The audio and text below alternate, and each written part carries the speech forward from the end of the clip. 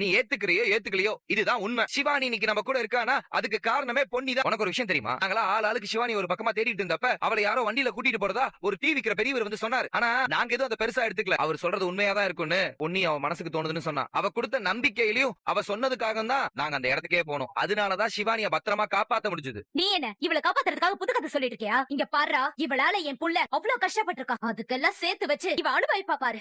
என்ன இப்படி சாவலாம் விட்டுட்டு இருக்க? சிவானி மேல பொன்னி எவ்வளவு உயிரா இருக்கான்னு எல்லாருக்குமே தெரியும். உனக்கே அது நல்லா தெரியுமே. அம்மாவா நான் அவளை கவனிச்சுக்கிறத விட பொன்னி அவளை நல்லா கவனிச்சுக்கிறா. நீ எத்தனை தடவை சொல்லிருக்கல?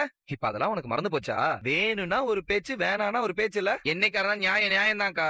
என்ன இதெல்லாம் பண்ணலன்னு சொல்ல வரீங்களா? நான் தப்பானவன்னு என் மேல பழி போட்டு பார்த்தா அதை நீங்க யாரும் நம்பல. ஏன்னா என் பக்கம் தான் உண்மை இருக்குங்கிறத நீங்க எல்லாரும் புரிஞ்சுக்கிட்டீங்க. அதை அவளால தாங்கிக்க முடியல. சரி, அப்ப என்ன பண்ணா நான் உடஞ்சு போயிடுவேன்னு யோசிச்சா. சிவானி தான் என்னோட உலகம். அவதான் எனக்கு எல்லாமேங்கிறத தெரிஞ்சுக்கிட்டு இப்படி ஒரு விஷயத்தை இவ பண்ணிருக்க. மாமா, நாக்கு இருக்குங்கிறதுக்காக என்ன வேணாலும் பேசலாம்னு நினைக்காதீங்க. நீ என்னடா அவனுக்காக இவரை எதிர்த்துட்டு வர? அக்கா, கற்பனை கூட பண்ணி பார்க்க முடியாத ஒரு விஷயத்த பொன்னி தான் பண்ணான்னு சொன்னா எப்படி?